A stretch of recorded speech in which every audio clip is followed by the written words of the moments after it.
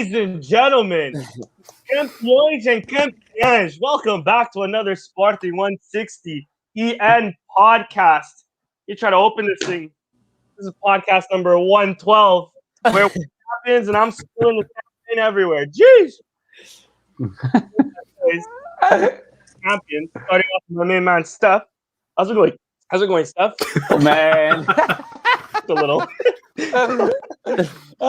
Man, I couldn't be more happier than this week. It's been crazy. I've been away, so I'm in Newport, Rhode Island, and I was celebrating alone. I'm with me.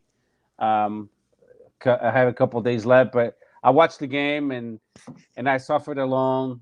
We could have won 5-0. We end up winning, like we always do, suffering for 2 hours, but we pulled it off with a goal from Paulinho. We became champions after 19 years, and I will admit it, I cry a little bit. I was very emotional. 19 years, it's a long time. And I'm glad that it paid off, all the sacrifices, his coaching staff, and I will say Varandas and Nuke Vienna, they have a big say in this, and the players, a phenomenal job. We've been leaders from the get-go. We never let go. We haven't lost yet. That doesn't matter to me, actually. We already won the championship, and that's all that mattered to me. It feels really good. 19 years, it's a long, long time.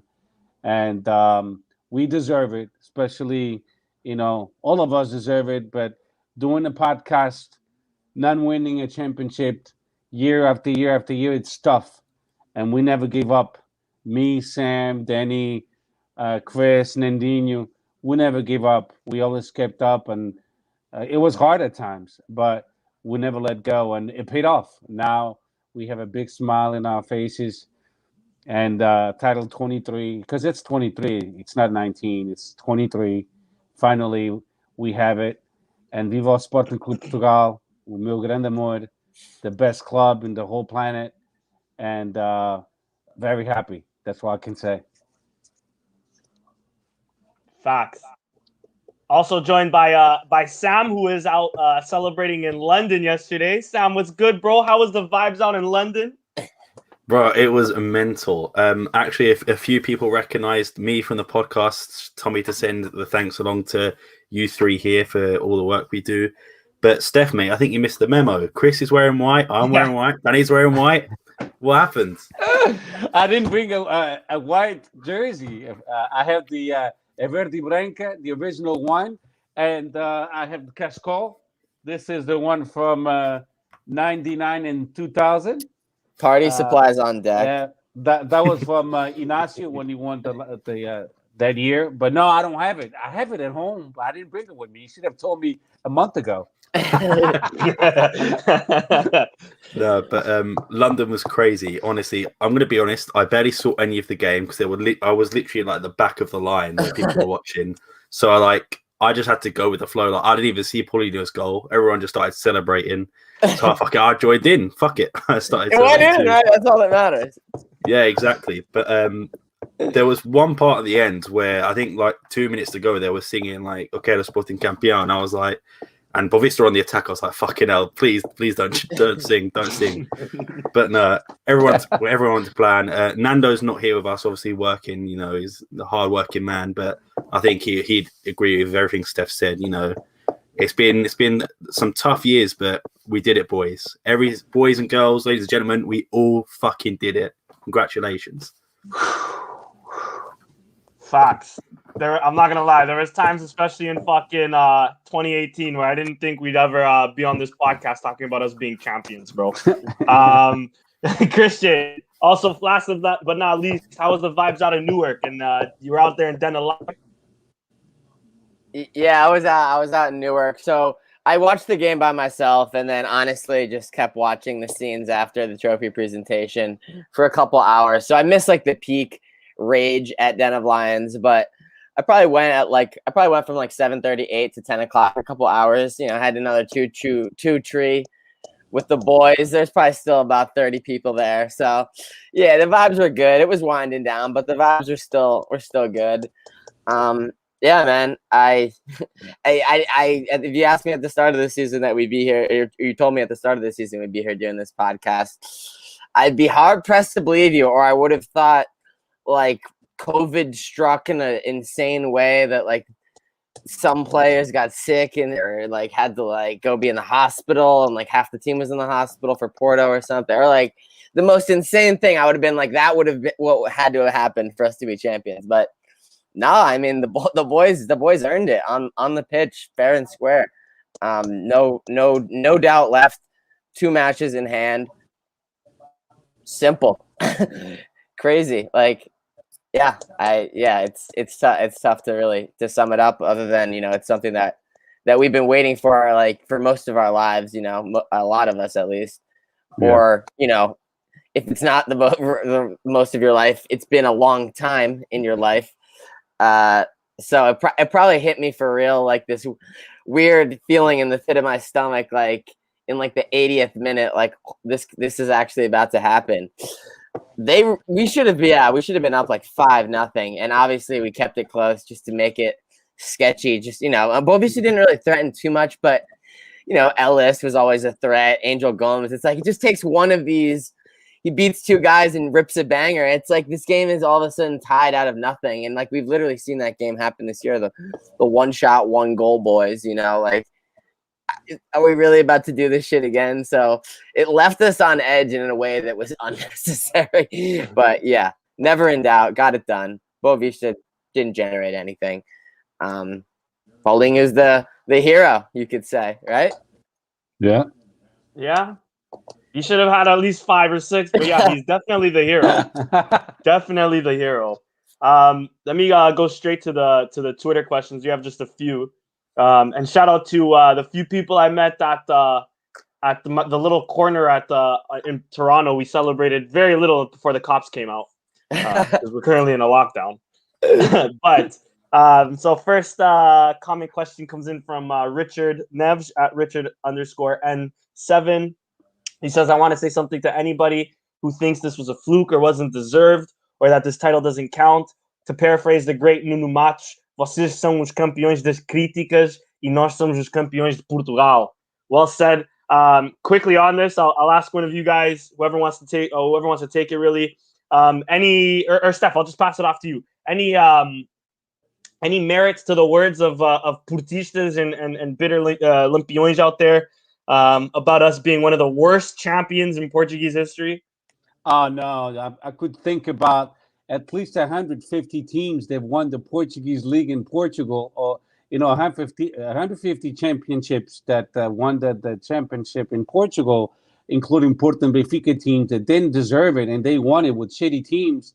But it's not about that, When a team becomes champion of Portugal, it's because they were the most regular team in X amount of games. And that's what happened to Sporting. Just because Benfica spent $100 million or euros in their team and they didn't deliver it, so that's bet on JJ and that's bet on Luis Vieira, because they had a much bigger budget and they couldn't deliver it. So that's on them. They lost how many games, Benfica? They lost a tremendous amount of games with a team supposedly full of superstars. So our team, with combine of youth and experience, we delivered. We were the most consistent team. So when they talk like that, it's because they bitter. Football Club Porto, they lost not against us. They lost against regular teams, against teams they should have won. So, and that's why Sporting hasn't been champion in 19 years, because we always lose against Rio Ave, against Famalicões, against Moreirense. But this year we were very consistent, and the Portistas and Benfica should know better, because they've been getting a lot of help in the 80s and the 90s. I know Portistas don't like to hear it, but they're going to hear it again at El Campeonato da Fruta, and they won cheating with the Pintorado. And Benfica, for X amount of years, they won it with Itupeiras and the emails, and vouchers. And they know that too. They bought behind. They won a lot of championships behind the backstage, and we didn't. This year was hard, and we fought for every game. every minute, and we won because our team was always together. A união faz a força, like we say in Portuguese, and that's why we won, because they believed in each other. Ruben Amorim being a Benfiquista, but being a professional, and he doing his job to the best of his abilities, he was able to put a great team together that he believed in, and he stuck with those players, and he required discipline, and everyone was with the same objective, and that's why we won, because we had a great coaching staff. We had a great president and director that believed in his coaching staff, and that's why they bought him. At the time, they said he was expensive. Guess what? Now he's cheap as fuck, isn't he? So because he won the championship, he qualified us for the Champions League. We got a great team because of Ruben Amorim, because of Viana. They said, let's get these players, and that's the players I want, and that's why we won, because tínhamos união na equipa. That's why. It's nothing because we have a shitty team compared to Portugal or Benfica, because if they had a better team, they would have been the champions today. But they didn't have the better team as far as playing collectively, as far as being a team in the locker room, as far as believing in each other. Their teams were super, super divided. That's why Meregas just signed and left. He just left. Porto lost players in January, and they're about to lose some more because they refused to renew with Porto. So there's a lot of division going on in Benfica. They could never get it together with a bunch of players with egos. And I knew that, and Benfiquistas knew that. The best players they had Benfica at a Prata da Casa. And JJ is not that kind of coach. He refuses to play the youth of Benfica, which they have phenomenal players. And good for me, and good for you and Chris and Sam that Benfica kind of fucked up and not believing in their youth. But we did. And we did with the coach, and I'm going to say it again, that's Benfiquista. But he's a professional guy, and he was serious about his job. And thank you to Benfiquista Ruben Amorim, because he is. I mean, he didn't change. I hope not. I mean, I hope he keeps being Benfiquista, because I hate troca casacas. Like he said, he does look at Sporting in a different way, because now he knows the culture of Sporting, and that's good. But we all know deep inside, we're intelligent people, that he's always going to be a Benfiquista, which I'm fine with that. I'm fine with that. And I'm going to wrap it up and just say that's them being bitter, because when Porto won last year, they didn't really deserve it. They didn't earn it by merit. They earned it because Benfica they screwed the pooch. They lost a lot of points at the last games. So don't give me the shit about COVID-19, because Porto, when they won last year, it was when COVID-19 began. So we had a break in the championship, and that's all I gotta say. Olha, I'll say one more thing. Podem ir para o caralho. That's it. I don't know if you guys seen the Mateus Nunes video where he's on the bus and he's like, oh fuck, I can't remember the first thing. He was like, Viva Sporting Clube Portugal, os restos podem ir para a puta que os pariu, or something along those lines, bro. It was amazing to see. No, listen, I've gotten a lot of good messages from my good friend Alfredo Fumaças. He's a good friend of mine. We went to high school together. I have a lot of phenomenal Benfiquistas and Portista fans. Richard Teixeira sent me a message. Got messages from João Figueiredo, he's a Benfiquista. My mother-in-law, she's Benfiquista. A lot of good Benfiquistas, Luís Ródio. I mean, they send me messages, and I respect all of them. All the Benfiquistas that know how to watch soccer and Portistas, hey, a big kiss to them, a big hug, and thank you. And I respect that. Agora os fanáticos, os ultras, podem ir todos para o caralho. Facts. Next comment comes in from our boy Paul Rodriguez at Paul J Rod on Twitter. He says, "Parabéns, guys. It's been fun listening to the podcast every week, and enjoy being campeões with the kid. I've had it on the screen for a while now. I just love this video, man. This kid's finally living up his first campeonato too." Next question comes in from the creator at Create0R90. He asks, or they ask the real question now: can we do it again? Sam, can we do it again? In the words of Ruben Amorim, we were only candidates for the next game. Let's just remember that. Love that. I love that. In all fairness, to be fair, I don't really want to think about next season. I want to celebrate this one as much as possible. But, you have to remember that Benfica still probably, we are going to make some money from that, but Benfica always have their shitty little deals. They'll probably bring more players in. Porto's got some players coming back on loan if they're not bought out, such as Danilo Pereira, and there's the guy from Warsaw. I can't remember his name because I know there's two of them. But I mean, as long as we're wise in the transfer market and like most of the core squad stays, because when you think about it, we've got Coates will probably be touted around Palhinha, Nuno Mendes, especially Pot. Like these are our core players. As long as we don't lose too many, I think we can do it. But I mean, just for me, it's just let me enjoy this season now. I don't want to think about next season.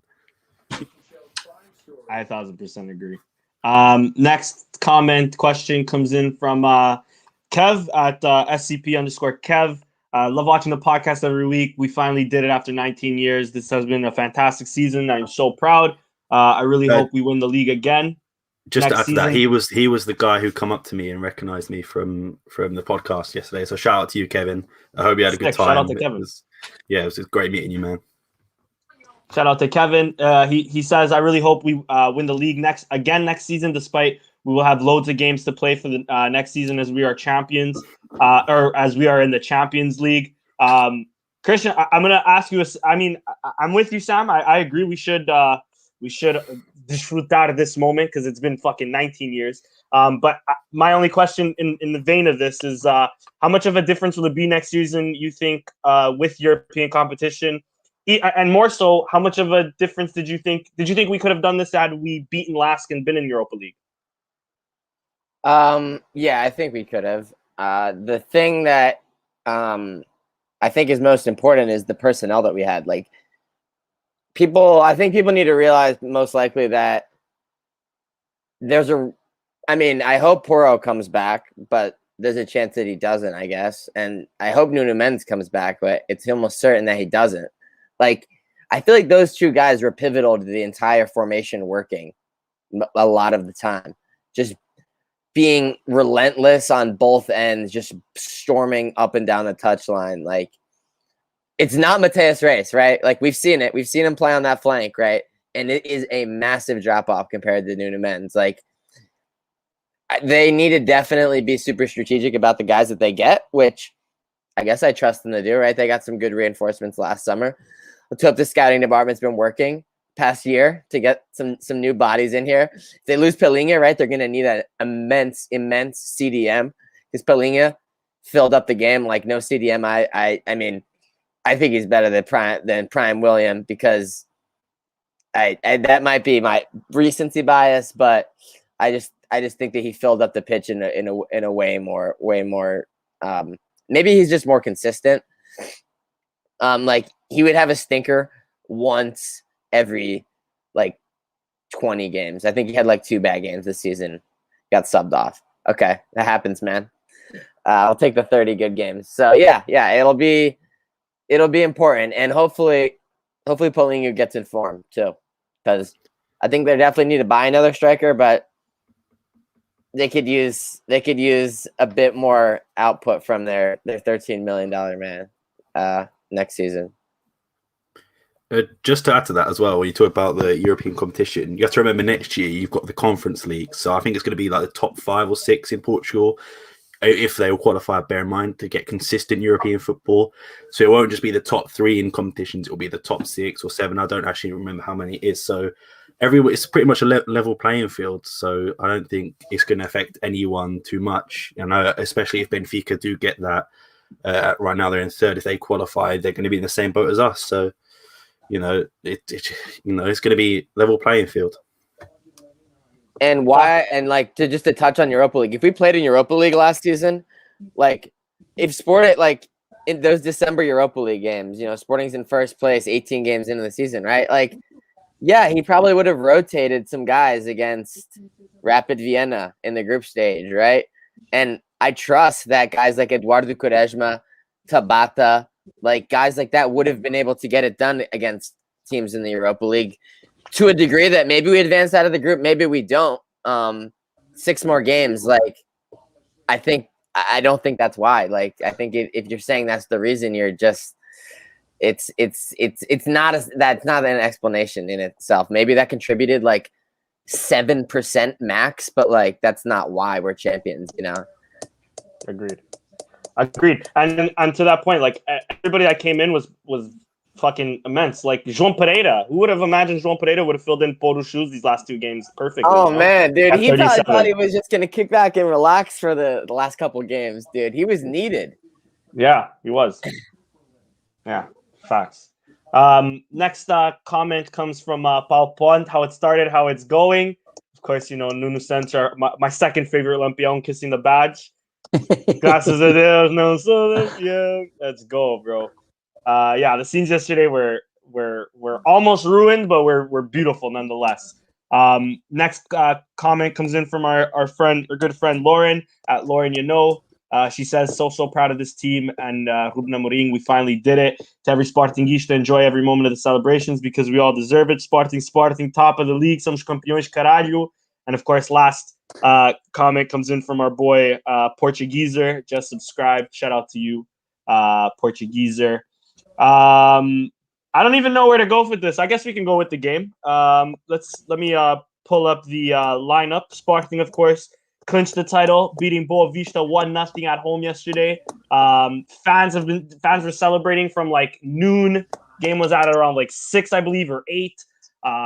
It was crazy. But the lineup was we had a Dunn in net, we had Fidel Coates Inácio in the back line, we had Bodo, João Mário, João Palhinha, and Nuno Mendes. With Paulinho getting the goal and Nuno Santos getting the assist. Substitutions of João Pereira for Porto. Mateus Nunes, I should say. Mateus Reis, Bragança, and Jovan right at the end as well. Steph, I'll ask you first, dude. What were your thoughts on this game?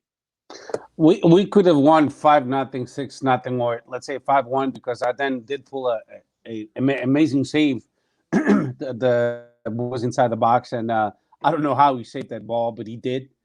A phenomenal save, but Paulinho missed so many goddamn goals. Who bought and I think we hit the post how many times? 3 or 4 times, something like that. So we could have easily put the game away, but you know the whole year it's been like this. It wouldn't be Sporting if we didn't win the way we won, suffering until the last minute. That was like the stars were all lined up to be that way, and I didn't mind actually. I just wanted to win, so I was waiting for the pit final, and when the referee, you know, he whistled the apito, I was like, yes, baby. But we played much better than Boa Vista. The first half we dominated. The second half, because of the anxiety, because of being afraid of making mistakes, we did drop the lines. We gave the initiative to Boa Vista, and in the counterattack, we could have put the game away again. And Paulinho missed again a bunch of goals. But at a certain time, like the last 10 minutes, you could see the players were very anxious, like we were, the fans. And they could hear the firework outside. They could hear the cars. They could hear the people singing. So they didn't want to fuck it up. They really wanted to win the game for all the fans, for everybody, for the coach, for the president. I mean, we had the goddamn autocarro ready to go, everything ready to go. Imagine if we didn't win yesterday, all the Benfiquistas and Portistas would have been making fun of us. They're waiting for us to fucking fuck up. So hey, the fireworks machines in Alvalade work. Who knew it? Yeah. Has anyone ever set them off before? They never played the European final, wasn't there? Like, I don't know if they've ever fired those Johns off before. So fuck yeah, they work. So. They work, yeah. Baby. They work. That's a good point. To wrap it up, all I gotta say is I'm glad we won yesterday because if we didn't, oh my goodness, can you imagine social media? It would have been fucking lit, making fun of us. But we won, and that was one of the happiest moments of my life. My son too, he's 15. It's the first time he's seen Sporting Campeão. So it was a good feeling. My father called me from Portugal, at FaceTime, He was very happy. He was got emotional, both of us, because he's a real Sportingista too. And the whole game, it was a blur now, but we deserve to win. It was never a question how Boa Vista even tied the game. They only hit that one decent play. It was just a question by how many are we going to win, and we ended up winning 1-0. But no question, we deserve to win, and it should have been by many more goals. And Vivo Sporting, que campeão nacional, la la la la la la, o Sporting ale, la la la la la, o Sporting ale, la la la la. O Sporting é campeão em 2020, 2021, e custar, põe para o lado, vai para o caralho. You know why I'm saying vai para o caralho? Do you know why I'm saying vai para o caralho? Have you seen the video put together by Sporting? With with Amorim talking in Quats and Verandas. I like how they just don't include that in the transcription. He says "caralho" like 6 times, and they just exclude it. Exactly. So Amorim, Quats, every single one of them. Everyone says "caralho" like 6 times. Yeah, so that's why I'm saying "caralho" because they said it, and I support "caralho." You know what I'm saying? "Caralho." Honestly, it's my favorite word in the Portuguese gíria, if I'm being honest, is caralho. And even yesterday during the fucking parade, I was watching just very little on Sporting TV. Including the players, all of them, caralho this, caralho that. It's amazing, man. So I'm with you, I agree. Olha, onde vai vão todos, caralho. Caralho. Caralho, meu, I'm done. Facts. Christian, how did you see the game, bro? Yeah, I mean, I realized at about like over halfway through that I was just standing the entire time, just pacing around, watching it. I mean, I just constantly lived in the fear of like Ellis just doing some like individual work on like one of like the rare opportunity that they actually had to like get it forward. Angel Gums beats 2 guys, crosses it in, and he has like a fucking stunning finish. Man, I just lived in fear of that the entire time, just watching us miss chance after chance after chance after chance. But in the end, I honestly, I saw someone in the comments mention it. Paulinho's Speedo literal swimming team cap. Drip is what you call it, Christian. Drip. It was so funny, man, to see him out there. But yeah, he was honestly one of the most emotional immediately because I guess he did overcome a lot of stuff, and in the end he did get the job done for us in a historic game. So he'll forever be remembered for that, no matter what. Yeah, I mean that's how I lived the game. Like I thought it was everyone had good performances, right? It was like probably one of our highest XGs. Yeah, 3.4. Like, yeah, I mean that's high for us for sure. That's definitely above average. You look around, you see a lot of 6s. Like there's no one who had a bad game, right? It was one-way traffic for the most part. Yeah. Yeah, facts. I mean, unlucky Nuno Sanchez hit the post, Pot hit the post. Like we've mentioned a million times, Paulinho could have had 4 goals. Sam, I just want to also mention on the little swimming cap thing, I just want the record to show Tiago Tomás did it first. So, some people are the originals, other people copycats. What do you got to say to that, Sam? Just because they're the first doesn't mean they're the best, mate. That's all I'm saying. I like that. But how did you see this game, bro? On the topic, actually, I think we have to give the meme man of the match to Tiago Tomás. His little strut as he was walking out, his Instagram live after the game, like, bro, that's put him so high in my estimations. Like, watching him was literally the funniest thing. That picture with the glasses, the green glasses, and the little thing of beer. The best picture I've ever seen in my life. But I'm not sure if you saw this part. Esugo, obviously 16-year-old, not legal to drink, was drinking iced tea. It's like everyone else is drinking beer. He's got like a little iced tea. But Lipton. I think it was the peach one as well. So he makes some good choice at least. I was just about to ask which one it was. Lemon, peach. That's funny. But no, in terms of the game, like I said, I didn't get really see much of it. I watched the highlights today when I woke up, but it was just, it was one of them games. If you watch from like a neutral standpoint, you obviously see Sporting dominate. But I know I said this a lot this last year, but if this was a George Jesus team or Sirius or Kaiser, mate, we're losing this 2-1. There is no doubt in my mind that happens, or we don't even score. But like Chris said, Paulinho was obviously, I think he probably had the most pressure on him, bar like Ruben Amorim of Verandas. But just watching everyone in London as well, like celebrating. Like I shared a moment giving my brother and my dad a hug and like hugging random strangers. Bigger Selly than Manchester City on the same day. Literally. So many people commented that on the tweet I posted saying that we're big in the city. But I mean, that moment, like I wish I could relive it. It only happened yesterday, but like hugging my dad, hugging my brother, random strangers, like celebrating with everyone. The police come down at halftime and they were chanting a Policia Lampião, and we were like shouting at them. They came at the end as well, and we were celebrating on the streets, blocking traffic. I felt bad for some of the people who literally just had to drive home, but I mean, it was honestly one of the best feelings in the world. And obviously, being from 2002, 2001 when we last won it, I was like 2-3 years old.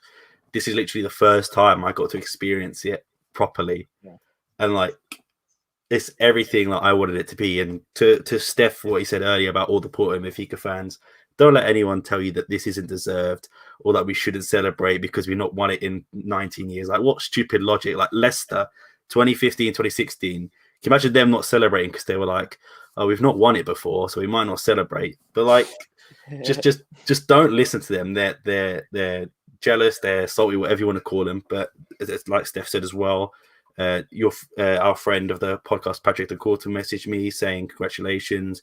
Person who I used to do the PT Footy podcast with, Kevin, messaged me as well. There are some good Porto and Benfica fans out there. But anyway, back on track. The game was nerve-wracking. I don't care how much we dominated. There was always that one chance I thought, I'm so used to getting let down by this team. Avs comes to mind in the final. Maritimo on the final day of the 17-18 season where we choked, was it second place or third place? Oh, it feels so good to say we did it. Like, we didn't choke it. Like, it looked stressful at times, 10 points clear to only being 6. But, it was so good. And I will say one thing. I'm not sure if you're going to get into it later, Danny, but I see in the comments saying it. You have Verandas out, you have Verandas in. Mm-hmm. I mean, there is no secret we are pro Bruno de Carvalho. The man came on the podcast and we got called out by a few people a few weeks ago, if you guys remember, about being anti-Verandas, whatever. And like, to give credit, look what he's done. Just this last month, European futsal champions and the first Premier League title in 19 years. You've got to give the man credit, and Hugo Viana. Like, they took a massive gamble on Ruben Amorim. And to be fair, I don't think any of us thought it was a great move, great gamble, but it's paid off. And like, he's growing on me. I can't lie. And it's because, as much as I love Bruno de Carvalho and there's presidents before that, they didn't manage to win a league title. And I know that's not just due to football. There's politics behind that as well. But it's two in his tenure. Correct me if I'm wrong. Verandas has won 2 futsal Champions Leagues, and he's also won us the league. And I think he's got the most couple Taça de Ligas, 4 trophies, I think, right? For the I think he's got the most of before maybe 2000 per season. I think it was the most trophies per season he has, or something like that. Oh, okay. Or in something. I read that record too yesterday. Yeah, like, I mean, I don't really like the guy personally, and like the way he got to power is a bit suspicious, but there is no doubt in my mind that, like, I'm not going to discredit the man. I'm not going to say, oh, he got lucky. Call it what you want. He bought Amorim, paid the buyout clause. He bought everyone Amorim wanted. We've used the academy, and a lot of that is down to Amorim, but the guy who hired it did was Varandas, and like I mean, as much as I don't like him, I don't see him losing any sort of election anytime soon. With what he's done, I can't see anyone saying getting him out. But like I mean, I don't like him, but I will give him all the credit in the world. The transfers, like of Dumbia and all them players, all is forgiven in football terms, not in politics terms. But in football terms, fuck it, clean slate for you. But like, he took a gamble. Except they're still on the books and they're gonna all be back next summer. But I don't even care. Yeah, exactly. But like, he took a gamble, and like Paul said in the comments there, be interested in how he invests it. If Amorim stays, if anyone stays, you know, Amorim does have a buyout clause, I'm pretty sure. So if one of the big teams come and get it, 30 mil. Who knows? Benfica, 30 mil. Teza. I mean, wouldn't surprise me. I've seen them spend more stupid, more worse, you know?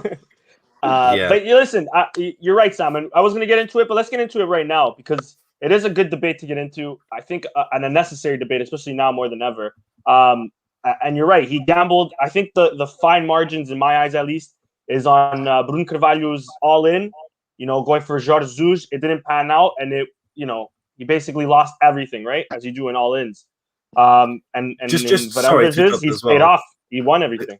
To give credit to Bruno Carvalho, on an article yesterday, he gave credit to Varandas, he gave credit to Amorim. Yeah. Like, people would think that he was just going to not say anything or he wanted us to lose, but we spoke to the guy.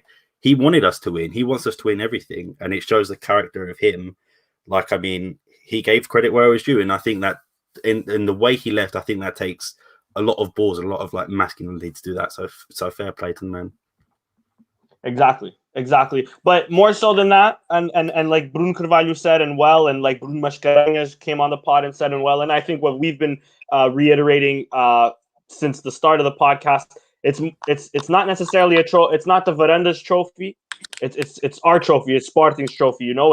And whether we might be a pro Bruno Carvalho, and for a lot of time we've been saying Varandas out, but it's only because for most of his presidency, I mean, Varandas just showed us little to nothing in terms of helping the team grow and doing right by the club. Okay, this year has been phenomenal.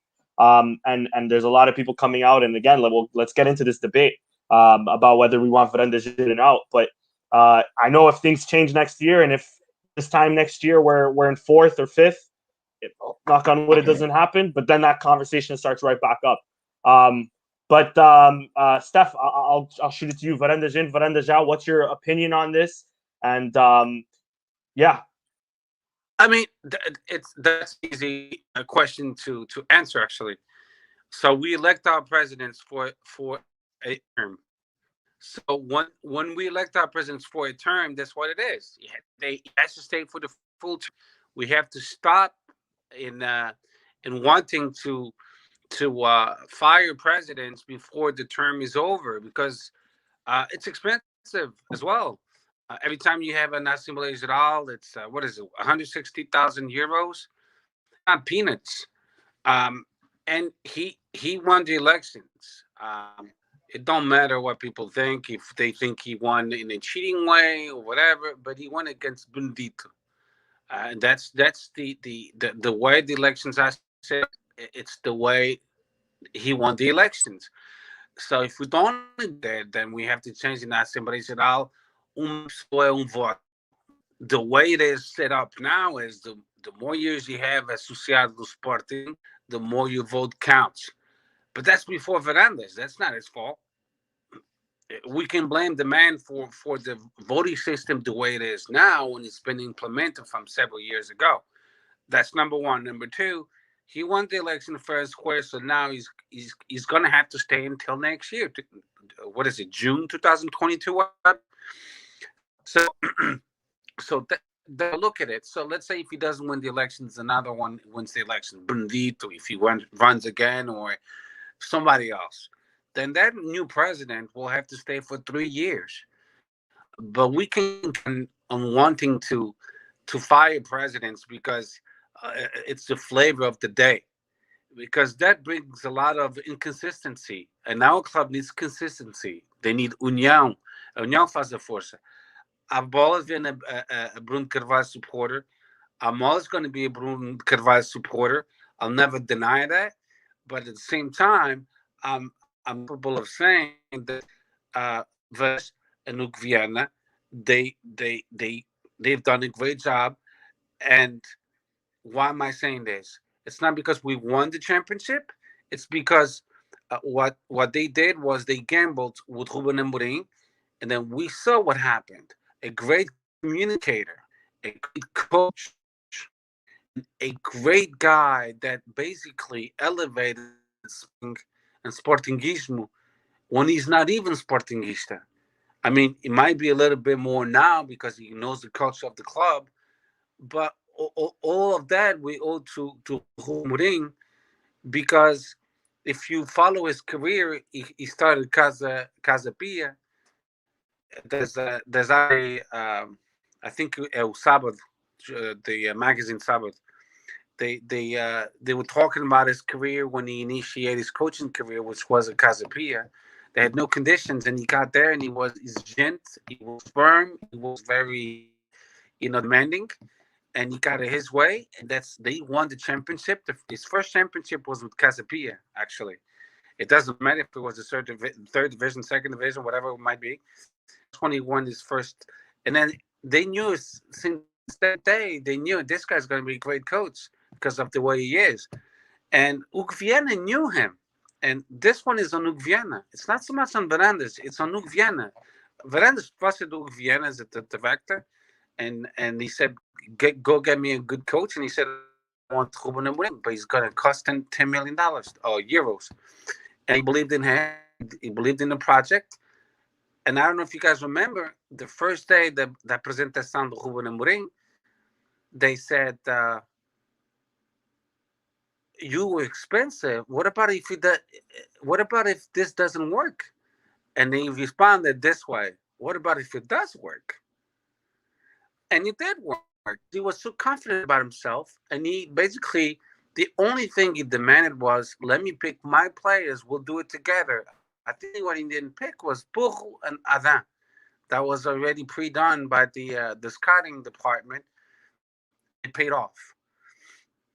And, to wrap it up, I'm glad that we got Ruben Amorim, and I hope he stays for many years. I don't see him leaving anytime soon. He makes good money as well, and he deserves it. Don't get me wrong. But just got a fat bonus confirmed as well. I don't know when that's going to hit his check, but it'll be coming in the next check, or if not this one, the one after. Yeah, 1 million plus 2.3. But what I got to tell you is the following. Veranda's in until his full term is expired. When he has to go for re-elections again, it'll be a new season. It's going to have to be a winning season again. But if you look at the modalidades, if you look at everything all together, the only modalidad that we lost, we're not going to be champions, is volleyball because it's over. But they won the Taça Portugal, which I didn't think they would, but they did. They pulled it off. But we won a bunch of titles this year, and people forget that, but I don't forget that. We won in futebol praia, campeões nacionais. Atletismo, campeões nacionais, senhoras e senhores. We won in rugby, ladies, campeões nacionais. We won 2 Taças Portugal with the ball team. We won a Taça da Liga and a Taça Portugal with our futsal team. We won the UEFA Champions League with the futsal team. We on the verge of winning or potentially winning the basketball playoffs against Benfica, and then clinched. Joaquim Patins is looking good. We won against Barcelos, and then the game it'll be the following week because now it'll be the UEFA Joaquim Patins Championships games this weekend, and so we are in all fronts except of handball because we lost against Porto Dragão. We had to win, and that's over. Porto will win. They have a better team. But besides that, the ladies are in first place. So they could clinch the title as well at home against Benfica. They have a Braga game and then Benfica. Even if they lose a Braga, they have to win against Benfica, and then we clinch the league. So we are doing really well in everything else. And one thing that Sportingistas, they were criticizing Verandas was, não houve investimento nas modalidades. But they never look at the other way, which was o Varandas e a administração dele apostaram na juventude e na formação do Sporting, and that's paying off. Because when you're a champion of UEFA Champions League with Tomás, that's 19, Yuziki, that's 19 years old, and then you have 6 more juniors in your bench, it says something. And if you have a lot of talent in Portugal, they're looking at Sporting. Even the Benfica supporters and say, well, I want to go play for that club because they will give me a chance. If I play for Benfica and Porto, they're not going to give me a chance. O Sérgio Conceição, Jorge Jesus, they're not going to give me a chance. I'd rather go next door. And that's a good thing because a gente aposta na formação. And that's the way to go. We don't have that much money, everyone knows that. Porto is broke. Benfica is broke as well. So what Varanda is doing is being realistic. You know, we're going to lose some good players like Gita, possibly Nuno Mendes, you know, Rocha. I'm going flipping and flopping with the modalidades in football because these players, when somebody says Barcelona, you know, in futsal says, hey, we're going to pay you the triple, there's nothing you can do. You have to let him go, you know. And Nuno Mendes will be the same thing. If a Leicester or Manchester United or Manchester City says, hey, we're going to pay you $5 million a year, Sport is going to have to let him go as long as they pay the fee that we deserve, of course. But it's just the way. But, Varanda's in. Let him finish his term. Let's see how everything plays out. And whoever is the next president, let him finish his term as well. That's the way it's supposed to be. We elect someone for the 4 years, leave them alone for 3 years. And Varanda is a proof of that. We left him alone.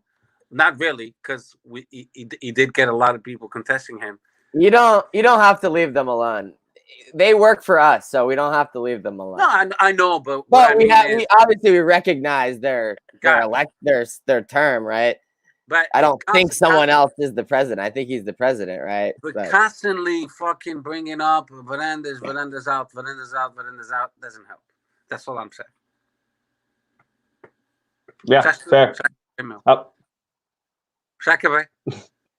Caralho. How about you, Chris? Caralho, pá. Yeah, I mean, he echoing everyone else. Like, obviously, all the credit in the world for this season. This season put together great. We've credited him along the way, definitely, with his acquisitions, right? Hitting on basically every single player that he brought in this season, which, to be fair, right, is the opposite of what happened the season before, where everyone that he brought in was Eduardo and Dumbias and Hesses, bro. It was shambles, mate. So a complete opposite of that, right? So, but it's what have you done for me lately? All is forgiven for that because he's put together a great season this year, right? He's entrusted his guy. Like, Varandas he's the figurehead, right? He's in charge of hiring the people, and then the people that are around him that greatly influence him.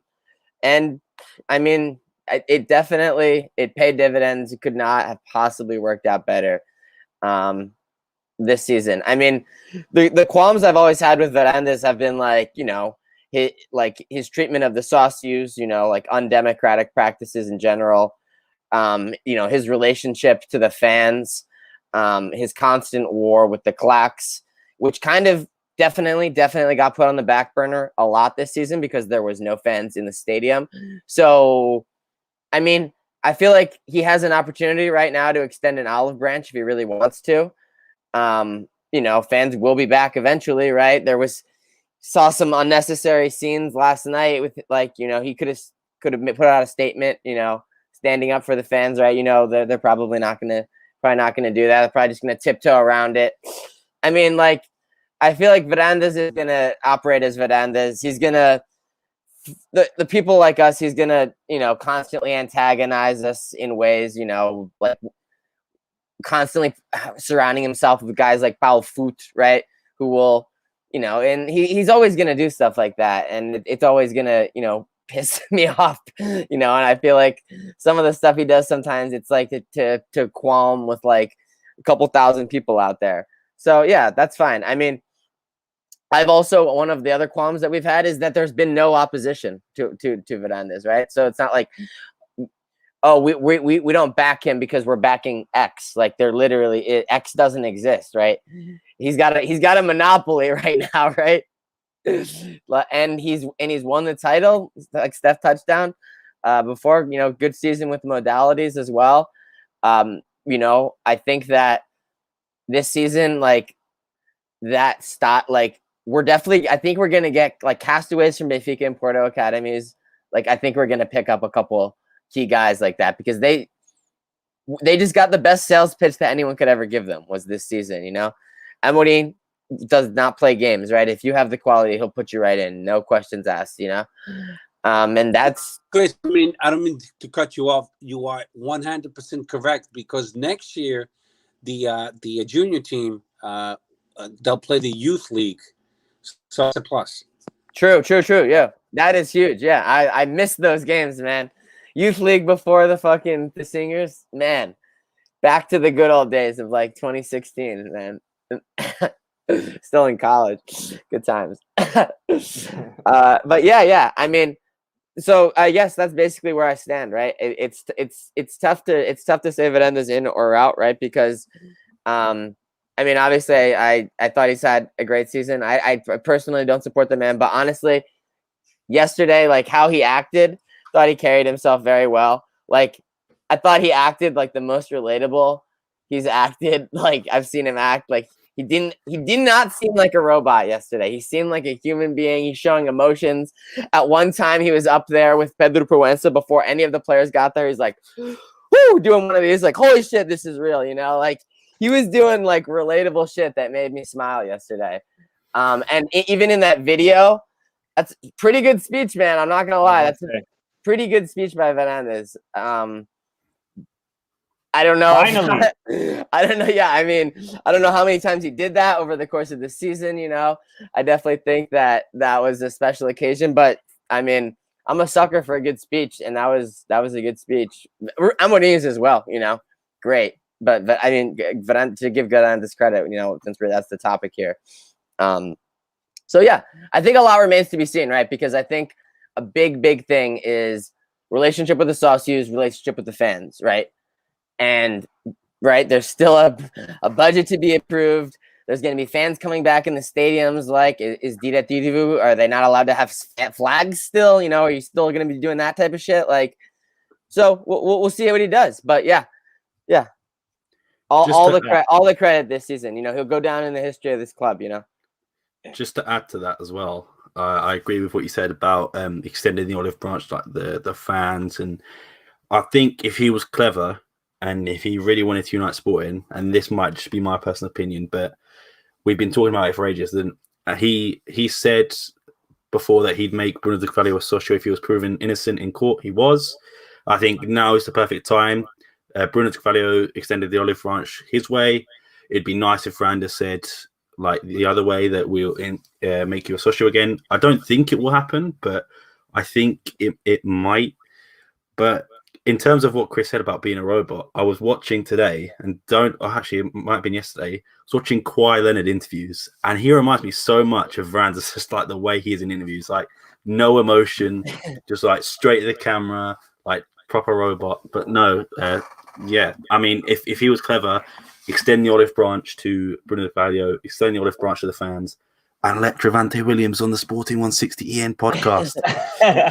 He really, I mean, if he could do like 3 very simple things at the snap of the fingers, and we'd have to look up, is there term limits to the Sporting presidency, you know?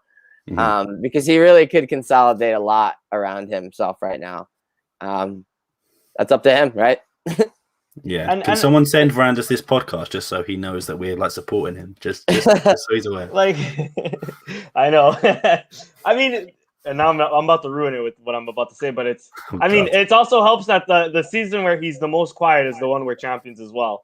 And but more so than that, I think it's also. I mean, I have of course, like Christian just said, I don't personally like the man, but more so than the man, I don't like the people behind the club that are running it as well, like the Rogério Alves, you know. And and the way he came about back into the club was my biggest gripe with Varandas from day one. Is because Rogério Alves, I only found out he was part of Varandas' team the moment Varandas got elected, and that's a different conversation in itself. In terms of Varandas, I'm with all of you. Where I mean, he bought himself more time, and like you just said, Sam, and I think it's the best way to unite the fans, truly unite the fans. Because even yesterday, within people with the club, we heard the discurso of a lot of people shat on Bruno Carvalho or on Varandas in this administration. Now look at who's champions, blah blah blah. I think the easiest way to unite is what you were saying. Extend an olive branch to. If not Bruno Carvalho, whatever, I understand that there's other things behind that. And, making Bruno Carvalho sauce, you might hurt him in the long run in terms of a next election or a future election. But at least establish a better relationship with the fans now that we're champions, now that everybody's in a good mood. Now that, I'm kind of still sad that there's been little to nothing being said on Sporting's end, unless I missed it, on the abuse of the police yesterday, I think. In my eyes, at least from Toronto, of course, whoever was there should know. It seems like it's just a hands off, like, oh, I mean, we planned this, and it's just like, I don't know. I mean, like, what do you mean? It's like you took it seems like everyone took a weird hands off approach, and yeah, I mean, it's just. But it's not even. I'm not even asking for them to either give responsibility to the police or take on. I'm not even asking that. I'm just saying, like. Some sort of message to the fans, like, listen, I know things got a little crazy, but we thank you for the support, blah, blah, blah. Like, at least some sort of little mention from it. My dad was telling me, I don't know if it was the Presidente República or who it was, some sort of government official was at least saying that they're going to investigate police conduct from last night. If the government could say some shit like that, the incompetent Portuguese government, I mean, come on, as a club, say something about your fans. That's maybe one little gripe that I might have from last night. But I mean, in terms of Varandas in or out, I'm with all of you guys. Let's, and I think we've been in this sort of position since day one. He has a 4-year term to cumprir. Let him run it. But as you said, Christian, and we are servants of the club as well. If we don't like the way a club is being run, especially last season, we can't. I know we're champions now, and it's easy to say because it's what are you doing for me now business.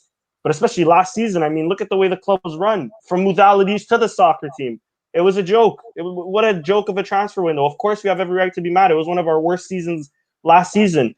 Flip side to this season, he outsourced the job to bad people, and this season he outsourced the job to good people. Perfectly. He outsourced the media social team that they hired, whatever company they fired.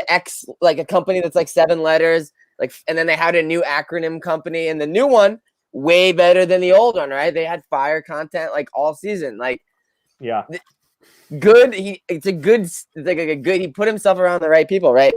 I don't know. Exactly. I mean, is George Men's gonna give us some good guys next year? Is he gonna fucking try to move them all and take like 40% fees with Nuno Men's on some like Fabio Vieira shit? Like, I mean, like there's just a lot that remains to be seen, but.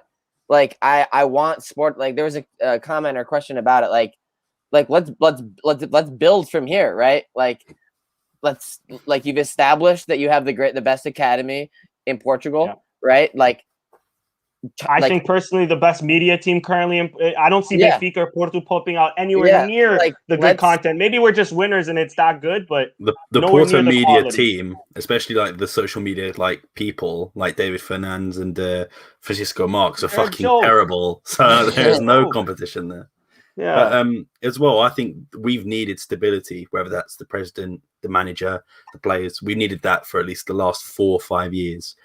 Even the back end of Bruno de Carvalho's term, his last term, I think we did need that stability that we didn't have. And I think now we're finally getting there.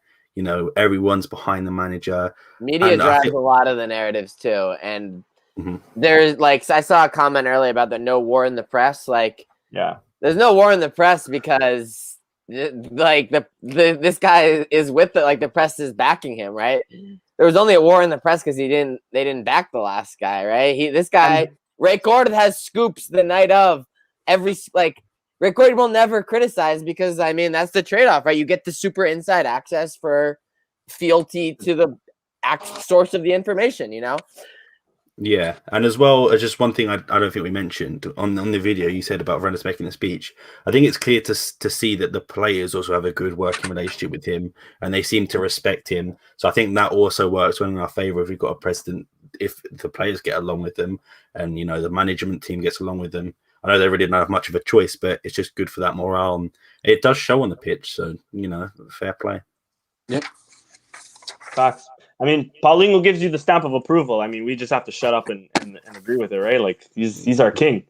But no, yeah, facts, guys. Yeah, and really, really well done. I actually really wanted to do a Varandas in or out debate podcast. We can probably still do it, especially as the time develops. But I mean, like as we've been saying and as we've been echoing, not only this season but this podcast right now, credit to Varandas. He deserves a round of applause for that because he has put on a great season. We mocked his Manchester City negotiations the first 2 years of the rumors, but I mean, Pedro Porro's been a beast. Well, I hope he stays, right? He's been amazing for us.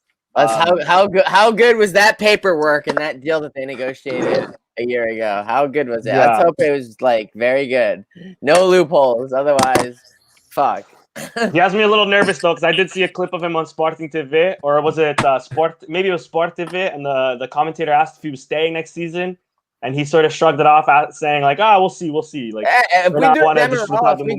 if he gets Demiral, I'm okay with that. Is that that's an out? That's where we just buy him and then immediately flip him for twice or three times as much. Well, right? I think if we just lose him, period, because they just take him back and he just plays for Man City next season, that's fucked because he's on a 2 fucking year loan, and we have an option to buy. Like, if he gets out of that, we didn't close all the loopholes, I think we're gonna buy him. Buy and sell. I'm okay because his value is at all-time high as well. Like he's not played for City. They've got João Cancelo, one of the best right in the world. He gives us an all-time season at right back, and then we make like 15 mil off him, 20 mil off him. Hell yeah. Yeah, because 100%. I think it's 8 point in it. 8.5. We need to buy him for. Yeah, it's like 8 or 9.5. I've seen both reported, to be honest. Like a million times. 8.5. That's nothing. We can sell him for 1,000 at least. 25, 30. You would think 25, right? Fair valuation for him. Yeah. Buy for 9, sell for 25. Right in the pocket. Scores in there as well. Easy money. 5% sell-on fee. Yeah. Some like title fees wherever he goes, like Varandas did with Bruno Fernandes. Yeah. And I mean, develop a better relationship with City as well. Who, I mean, they're a small club as we mentioned earlier, but for some reason they have some great players and some good money behind them.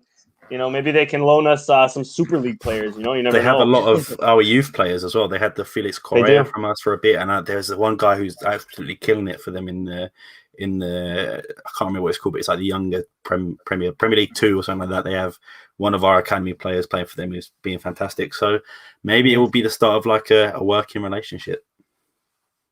Facts. Truthfully, I don't even know where to go from here, to be honest. I wanted to talk about one thing, right? And I like that smile. Is it what I think it is? I don't think so. William Carvalho, Rui Patricio, and all them on social media is what I was going to go for. I'm divided, right? Because on one hand, without them leaving, and if they stay, we might have never won a title. We might still be in 3rd, 4th, whatever place. So part of me is grateful that they left because obviously it led us to this. However, they should not be saying, "Oh yeah, the club of my heart, we won." Yeah, we won. It's like, not we. You didn't win shit. You fucked off, mate. Like, no, it's ours. You blew it and then fucked off, actually, in that order. And if you look at all the players as well, Rafael Leao's obviously have to pay us back. That's fine. But we mentioned it in the last podcast. Rui Patricio is being sort of hated by, I wouldn't say hated, but he's got a mixed bag of Wolves fans saying some want him to stay, some saying he drive to the airport. Like, I mean, William Carvalho has been injured most of the season. I'm not sure how well Betis are doing. Ruben Ribeiro came back for the Portuguese league for 1 season and then went back to Turkey, I'm pretty sure.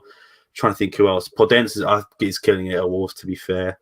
But, like, apart from Podence, I really don't think any of them had great careers. No, I've not heard of him. He's not getting much burn. Monaco's doing well, but he's not getting burned. He hit a ref and then sucked, but sucked before he hit the ref too. Yeah, like, I mean, fuck them, but like, thank you, I guess. You guys are forgetting one. Ruben Ribeiro. No, he said Ruben Does he even Ribeiro. get into Gil Vicente, like, currently? Is he No, still not- there? Is it? I don't know. That's another good question. I don't know. Yeah, those guys, like, I mean, they just they're like, I guess they probably feel like they definitely feel jealousy. Like, I hope they feel jealous because they deserve to feel the jealousy. Maybe a little guilt. I don't know what those guys think about it, but I think they feel. I mean, I fuck them all. Like, I don't. I think They're all. I think they feel remorse and what they've done, but now it's too late. Yeah. Am I back? I'm back. You're back. One funny thing before, and I'll pass it right back to you, Sam. The funny thing that I seen was on Rui Patricio Williams and Paudense's post on congratulations to the Sporting Campeão, blah blah blah. Almost identical. The comments underneath, same way their fucking letter of letra de rescisão, identical as well. Those fucking rat bastards. Not even on congratulating the team. Can you be a little fucking original? Fuck you guys. Vão pra puta, like Nuno Mendes said, vão pra puta que os pariu. Anyways, go ahead, Sam. But no, just to say that as well, you've got players who, you know, sort of treated unfairly. Ristovski, you had, I wouldn't say Wendell was treated unfairly, but these players who genuinely love the club and wasn't their fault for leaving. Vieto as well. Scalotto, I think, posted stuff. It's like, those are players who still care. And like, I mean, Cedric Suarez. Yeah, Cedric. I can't think of anyone else. Yeah. I can't think of anyone on top of my head, but like, Luis these are Suarez. players that love the club. Great ex-player of ours. Great ex-player. Future player. Yeah. I mean, fuck the rats, but you know, thank you. Yeah. Agreed. I'm gonna on a similar topic to Christian, because it wasn't that long ago I was thinking the same thing. I think it was last game. Palhinha or William Carvalho. Take your bias aside. I think we can all recognize that William Carvalho was a great player. At the time, he was my favorite player at Sporting, and he was up there in terms of my favorite all-time players. I also do love a good CDM that can pass the ball and win some tackles. But between the two of them, and from what I've seen this season, and from what I can remember from William Carvalho's best season, I'll say it's 2016, because he helped us even in the Euros as well. He helped us immensely in that tournament. I'd have Palhinha all hands down every day of the week currently. Tackling is a much better. Maybe his ball movement is the only thing that William currently beats him on. But defensive positioning better, tackling 10 times better, aerial 10 times better. I don't know if you guys want to chime in on that or not. Who would you have, William or Palhinha? Palhinha for me. I agree with everything you said. Palhinha can also strike the ball. William could never shoot. I remember he scored like one outside the box goal, and it was like the luckiest thing. Man, every time he would shoot from outside the box, I would cringe. How about even a penalty? He was lucky to score that one penalty on Taça. I never trusted him with PKs either. He missed in the Euro under 21 final as well. Like, I knew it's so obvious that he was going to miss that. Like, yeah, I didn't trust him in the way that I trusted Palhinha. Yeah, plus Palhinha definitely filled up the field in a way that I've never seen anyone at Sporting. Have you seen how he played yesterday? Palhinha, amazing. Fucking, he when he thought that the right corridor was impossible to play, you just shifted to the left, like with those long passes, precise, like missiles. Boom. I was like, wow, I didn't know he had the quality of doing such a thing. And he did like a handful. Yeah, he still has room to grow for sure, but like, that's where he has room to grow. But yeah, he showed flashes yesterday for sure. Yeah, and for that, I have to thank Dave's team. Facts. Thank you, Dave. Thank you, Braga. I don't know if you're listening today, but because Braga developed him. But guess what? Who was it, Braga? Ruben Amorim. Yeah. So and that coaching, and he wants Gaio back. I like Gaio. I'm not gonna say I don't know. Me too. And if he wants him, because he knows. So I'm just saying, if it's worth it to negotiate Gaio, I know we don't like Salvador, but he's just gonna want an inflated price, and it just sucks to just like be beat. Like he was already here, and we let him go. I know. Now we're gonna pay an inflated fee for him. Fuck. That's Jorge Jesus' fault because I was against him when he first left. Yeah. I was pissed because these guys. There was a point where we were playing like I can't remember if maybe Jefferson was injured, but we kept on forcing Bruno Cesar at left back. I think he's a guy who maybe made like a 20-minute appearance at left back because Bruno Cesar maybe took a knock, and he did well. And then never featured at left back again. Obviously, couldn't maybe get ahead of Scalotto, even though in the last game against Maritimo, maybe he should have. But it was a mistake to let him go. I'm all good with these guys coming back. At the time, I'll admit, at the time, I was on the fence. Right, I could have gone either way. I was like, this guy kind of is really like. I just thought like he kind of reminded me too much of Paulo Ferreira in a negative way. I have an rational or irrational. I don't know. I just despise Paulo Ferreira. Like, and I thought this guy kind of reminded me of him, so I was on the fence. But I mean, he's definitely gotten so much better since then. Since those days, he was young, right? He was probably like 18, 19 at that time. He was young on from the academy. So, I mean, what's a reasonable fee for a guy like this guy? Like 3 to 5. They're gonna want like. I think they're gonna want like 8. They want Paulie. I think they'll probably go for Paulinho levels, but I think it only depends if Porro goes. Why are we hiring a right back if Porro is here? I know he can play a bit on the wing, but what's the point? Unless they know so we don't, and Porro's leaving, but a real alternate for him next season, but that's an expensive alternate. By the way, as well, I don't want Carlos Mane back. We don't need Carlos Mane back. He's a nice guy, but why? He doesn't play for Rio. I've really do you watch Gonzalo on YouTube? I heard the name. Yeah, look him up, and you'll know why about Carlos Mane. I think it's either FIFA 18 or 19, bro. You'll see why, bro. That's a joke for anybody that watches Gonzalo. They know the reference. But no, I agree. Though. I wouldn't want him back either. And he's injury prone. And he's not going to be well on the right wing back position. I don't think either. Yeah. We've got better players coming up, I think. And we got Plata still here and Jovan and all these players who play right wing. We don't need Carlos Mane. As much as I liked him when he was here, but I mean, injury prone. I think he done the cruciate ligament and broke his leg or something like that. But I don't think we need him, to be fair. Or do I want him? Yeah, I'm all set on Mane, probably. Same. Only other real talking point yesterday was Queen Dolores mentioning she's gonna get her son. I was shocked that I not only seen him post on his story, I seen Cristiano post on his page. Of course, he doesn't run the fucking page. I think it's somebody paid to do it. But there's something to it, and to the Puntistas and Benfiquistas, I just want you guys to know, the best player to ever play the game, he doesn't support your shit club. We, as Sporting fans, they got a result today, Juve, but we are rooting for them to not get into the Champions League because that massively boosts our case because that guy fucking loves the Champions League and he does not want to play against Skenderbao next year. But he might go somewhere else to play in the Champions League, but it will make us an option, a realistic option. And that's all we need to be.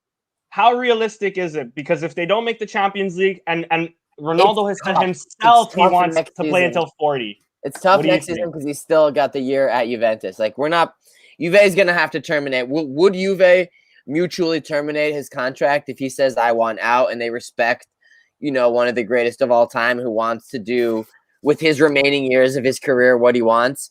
Maybe Juve would terminate it, but at the same time, like I think they would. What does a transfer fee like Ronaldo look like right now? Anyways, I think in terms of wages, it's probably better for them to do like a mutual reset because he's probably like the highest player. Yeah, he makes like 30 mil, right, from Juve a year or something like that. Yeah, but like for me, I'm a bit more confident than I was like a few weeks ago when we had this conversation. But I still think a team like PSG, if they come in for him, he's definitely going to go there. Year, and then us on the next year, next year. But it feels like we got boosted, our odds boosted a little bit because of this season. But yeah, it's tough. It's tough this year. Yeah, I don't see China or America in his future. But PSG, I don't know how many players have won 4 major trophies. The Bundesliga, I think, is not for him. They'll I think be if he trying goes to get it France- back too, right? Because I imagine they're going to lose it to Lille. It looks like there's a couple games left. It's all Or on Lille Barca. fans.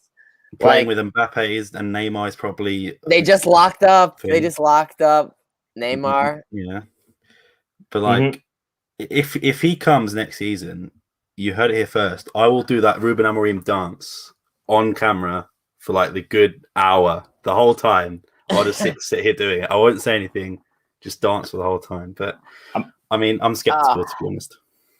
Yeah. I'm a little disappointed I didn't see a side note. I'm a little disappointed I didn't see the Ruben Amorim dance yesterday with the you're on the bus right But now. all I'm saying is if Ronaldo comes back, Moreira is not ready, man.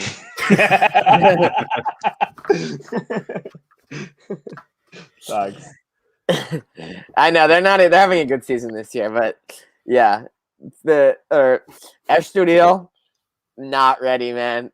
But as At well, all. what do the wages look like for Ronaldo here? Does he surely he just can't go on like base value? He must need something else, like He's gonna get a like sponsorship or. he's gonna be one of the highest paid, but it'll still be 1/15 of what he's making right now.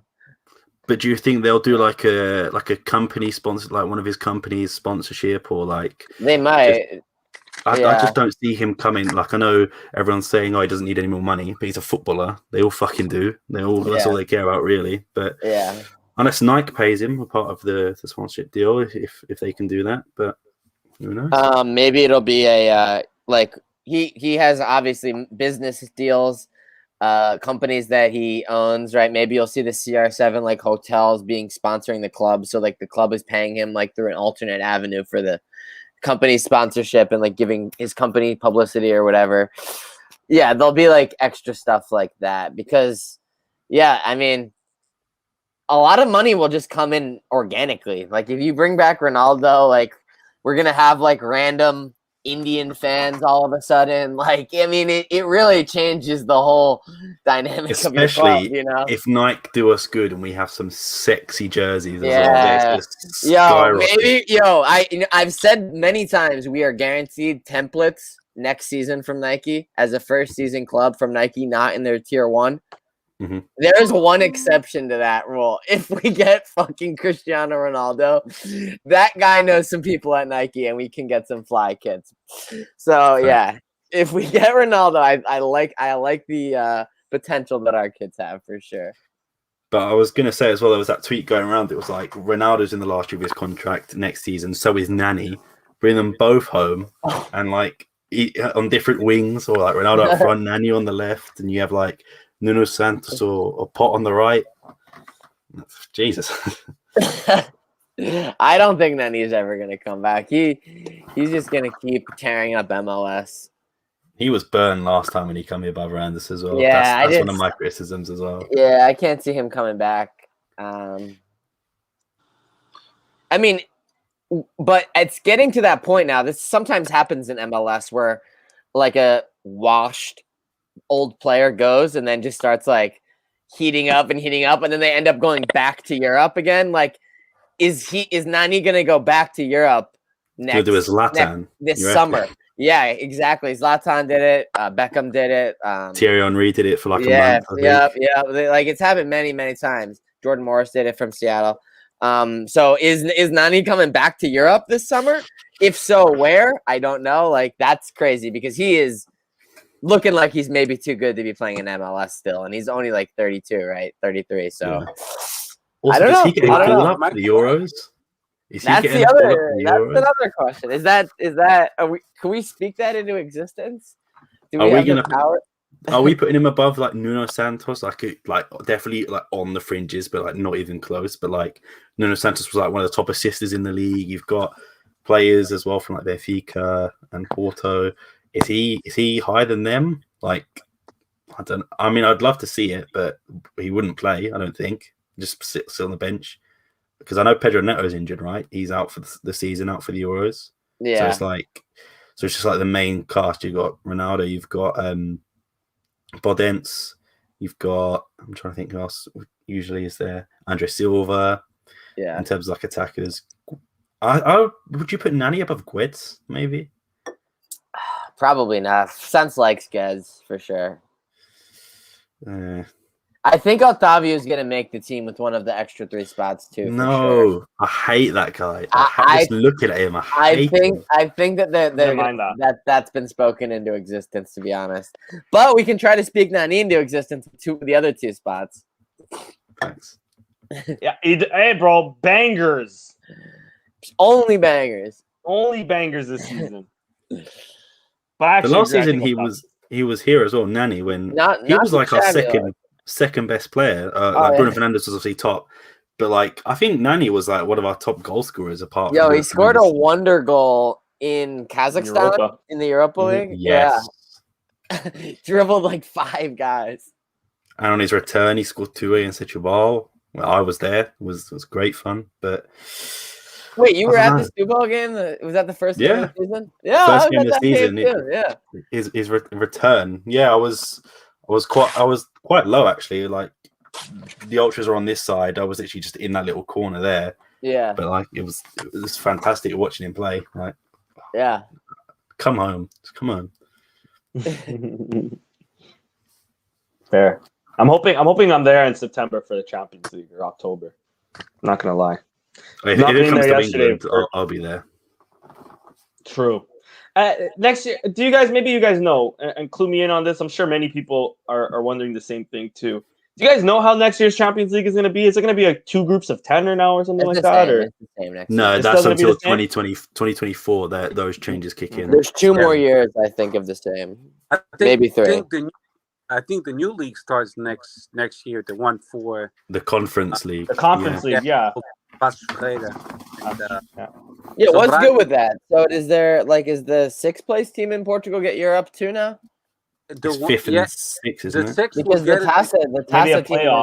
Tasa team is already going to be in Europe no matter what, right? Mm-hmm. Yeah.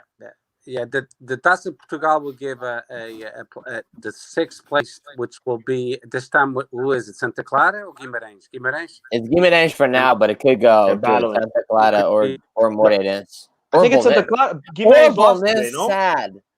Bolin Sad is 2 points off of 6th place. Wow. We can't have Bolin Sad in Europe. Come on. So the 6th place is locked for Portugal for a few years now. Because I looked at the ranking, and the team behind us, it's the Netherlands. And the Netherlands, if you look at the layout of the wait, Russia got passed by the Netherlands. All these Ajax Champions League runs have finally propelled Holland all the way up to 7th. Good for them. The Russians, they dropped to 8th, and we are better than them the last 5 years.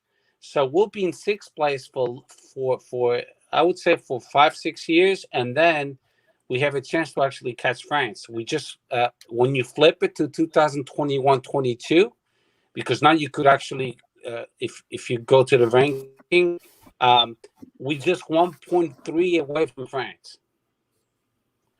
And France is good in the European competition. The only decent team they have is Paris Saint-Germain.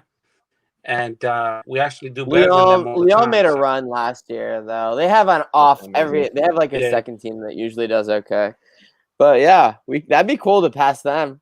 Then we could actually be a top 5 league, and then when you see the stats, top 5 . But then they'll just start using top 6. Increases by 1. Yep. That's what they'll do. They'll start using top 6. We'll go from 5 teams to 6 teams, and the big one will go directly. So it's a big push. Boys, I gotta go to tell you the truth. Whoever is coming from England in the Conference League is going to be a problem as well. Like when Liverpool finishes 6th, bro, they are going to be a problem in the Conference League. I'm telling you. Or like Everton or Tottenham. Like, I mean, they definitely like threatened in the Europa League this year, and they were still kind of shit. But the Conference League, man, damn. I hope we don't play. I hope Sporting never plays in the UEFA Conference League. Or if we play it, I hope we win it. Do dropouts from the Europa League now go to Conference League? 3rd in the group? Facts. I only have one more last question, and then I'll let our us fellow champions relax. how big of a quest is it to remain undefeated? Of course, we have 2 more games left. A big derby against on Saturday against Benfica, and then of course we have to play Marítimo. Steph, I see your face, and I 1,000% agree to it. But what are your thoughts? Do you give a fuck if we're undefeated or if we lose? More importantly, if we lose to Benfica on Saturday. Of course, we always play to win. That's Yes. the limit of Sporting. Esforço de questão de versão em glória. No doubts about that. But to me, the biggest obstacle to overcome was to win the championship, and that's done.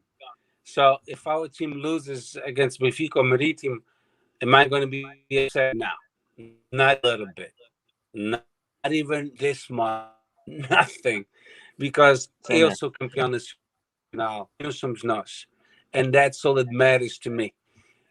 It would be nice to at least tie both games, you know. But if we lose, I can care less. I'm not even. We're not tying against Marítimo. We're relegating. I'm not even going to watch the Benfica Sporting game. We're not relegated. They're not going to be relegated, unfortunately. You're not going to watch the game, stuff? No, because my wife is coming down to Newport, and we're going to be sightseeing. And since the game means nothing, I'm not even going to watch the game. It means nothing. The game that was important to me was against Boa Vista. Agora o Benfica Sporting que não conta para nada para feijões. That's a good game to put the youth. Put a couple more young players to see how they react. I would put a different starting 11. Seriously, I wouldn't give 2 shits about the last 2 games. All respect for Benfica and Marítimo, of course, but those games to me they mean nothing at all. I mean nothing. É jogo que é do caralho, meu. Facts. Listen, I was even telling my dad. I mean, of course, it'd be nice to go undefeated, and it'd be nice not to lose to Benfica. I was even telling my dad, I'd rather us play our juniors, just to do a slap in the face to Jorge Jesus of what playing the youth can do for you, you know. And we have full of potential. Facts.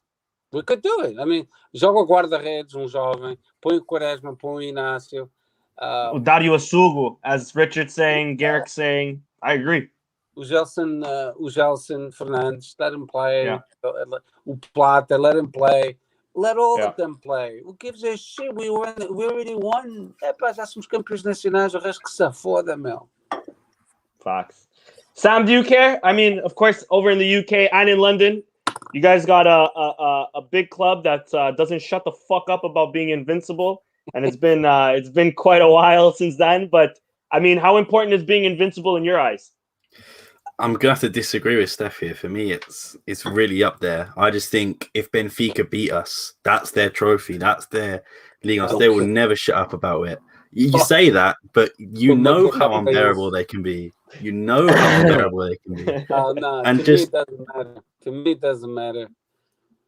For me, just being the first team in the league format currently to be undefeated is total bragging rights. No one's ever done that before. It's us. It's like people have won league titles before. Don't talk about that. They've done it before, but it was less.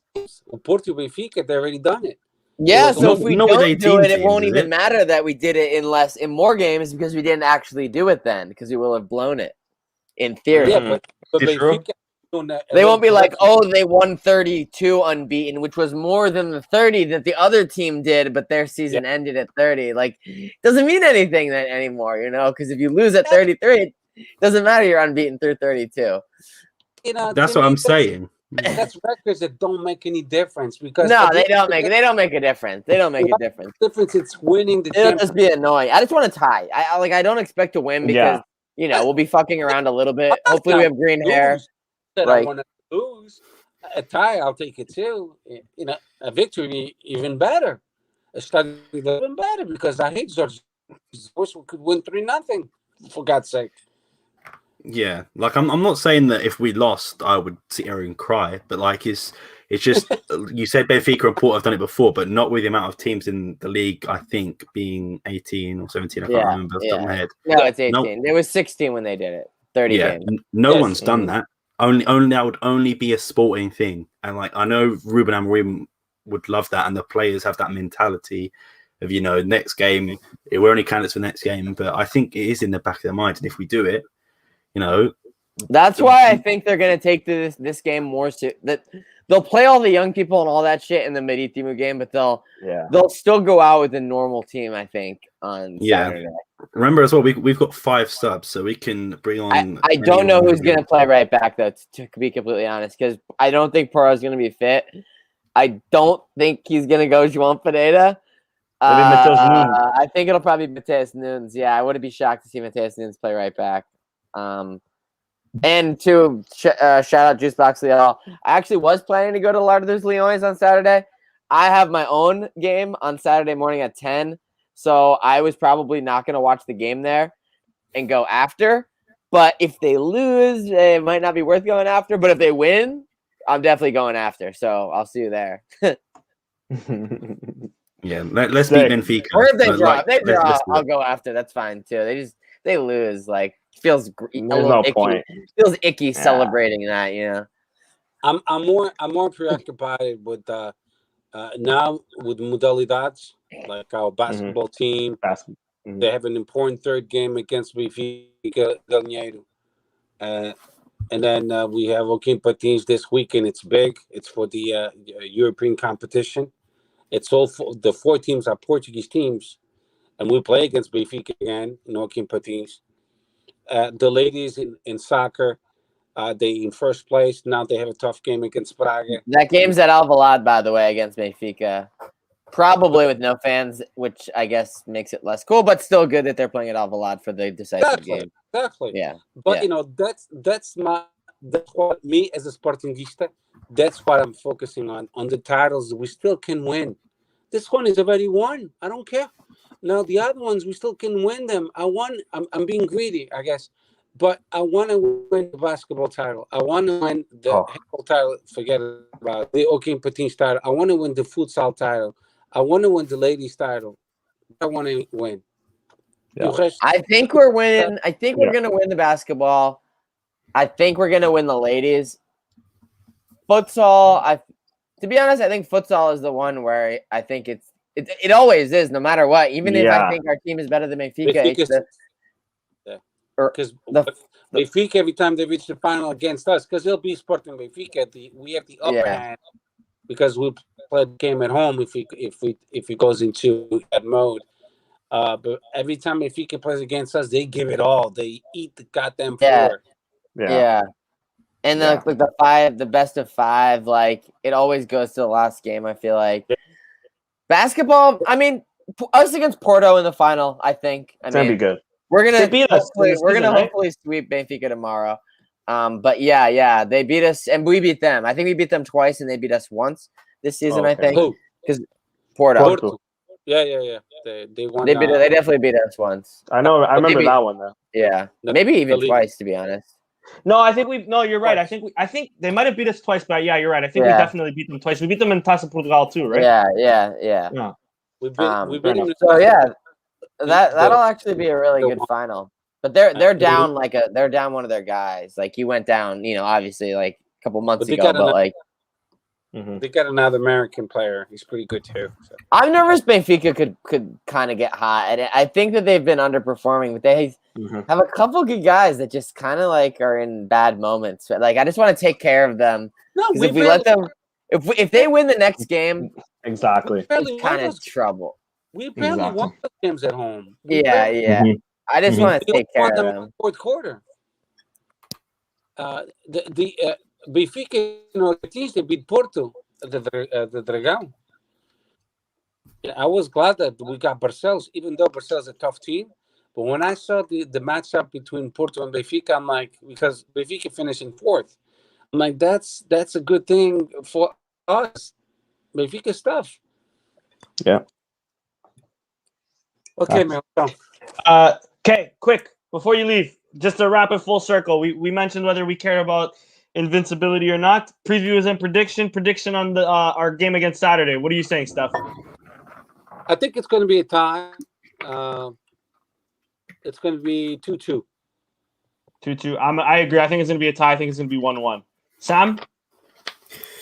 I think it's going to be 2-1.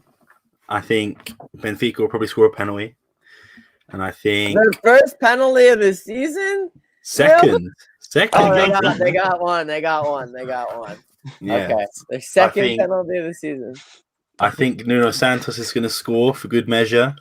And I give hope me... For Seferovic good measure. I like the score. way you say it, for good measure. And you know what? Chris and Danny, we've been waiting for a Palhinha banger for so long. It's coming. It's outside the agree. box. Boom. Would love that. How about you, Chris? I'd like to see Pot win the Golden Boot. I know it's tough. I think it'll be a tie as well. I like 1-1. Hopefully not Seferovic. Mm-hmm. And hopefully Taremi doesn't bag a shit ton of garbage goals in like these two games that don't really matter. I don't know who Porto's playing. Let me But see. if Porto's playing teams that also don't have anything to play for, like in the middle, Well, even then so, They play Torrens- Rio Ave. They play Rio Ave Riwab When they and beat Vista Torrens. has. Saturday. Point. My You God. are- They need the points. Okay, so that's good. He could obviously still bag a couple. What's he on? Does anyone know off the top of his head? 16. I was just checking. So Seferovic and Pot both on 18. Yeah. Taremi on 16. So and I think that Mario Gonzalez guy from Tondela is on 15. And Yeah. a good shout. We didn't really talk about him, but we are linked to him. Yeah. Abala. Decent striker. Abala. Mm. Disregard You're it. right. You know what I was thinking? I think the Portuguese Federation should come up with uma taça de federação para o Benfica e para o Porto, like they Just do a in guaranteed trophy for one of them. They just are the only two teams in it. It's one game. It was laughable because the Sporting ladies actually won the cup. I'm like, what kind of stupid cup is that? I mean, for the third and the fourth place. Yeah. They should play a round robin between So they third, should do it. fourth, Benfica fifth. Play-in tournament. Facts. All right, guys. It's been another one. About a good dent on my champagne. Thanks for popping bottles with me. This one was especially for Lauren, who was bantering my good friend Patrick all season long with popping the champagne. So I decided to pop some champagne. I bet he regrets that now. Not just saying because we won, because he's probably getting it from Lauren, from everyone. Just absolutely taking the piss. I feel bad for him, man. I feel bad. I do, bro. Me too. But he's a good guy. He also congratulated me too, bro. Patrick's one of the better rival fans out there for sure. But anyway, shout out to everybody in the chat, especially I know at least two. I don't know about more, but at least two. Beatriz, obviously former guest, and we had Migas Balasteru also that was at the party yesterday. You guys are sick. I think we all wish we were there, but we also partied it hard, guys. Congratulations again, campeões nacionais. Finalmente, caralho. Again, caralho. Como o Ruben Amorim e os outros, caralho. Ganhamos esta merda, caralho. Hey guys, 1, 2, 3. Caralho. Join us on the next podcast where we're hopefully talking about a big dub or at least a draw. But one thing's for sure, we'll still be national champions. You know where to follow us, Sporting160 everywhere except for Twitter, Sporting160_EN. Nothing else more to say. Viva Sporting. Obrigado, Sporting, por fazer-me campeão. And ale, ale, ale, no mar, onde vai